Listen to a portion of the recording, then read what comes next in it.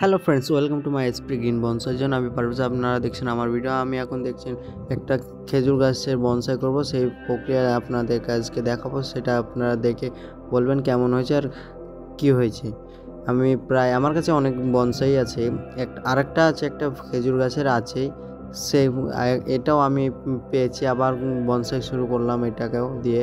আপনারা দেখে বলবেন কেমন হয়েছে আমার বনসাই করা। একটু ভুল হলে আপনারাই বলবেন, তখন লাস্ট বেলায় কমেন্ট করে বলবেন। তাও আবার আটটি এক্সট্রা যে খেজুর গাছের ডালগুলো আছে সেগুলো আমি এখন কেটে ছাঁটাই করে দেবো, কারণ ওগুলো থাকলে ওগুলো দেখতে আরও খারাপ লাগছে, তার জন্য আমি কেটে দিচ্ছি।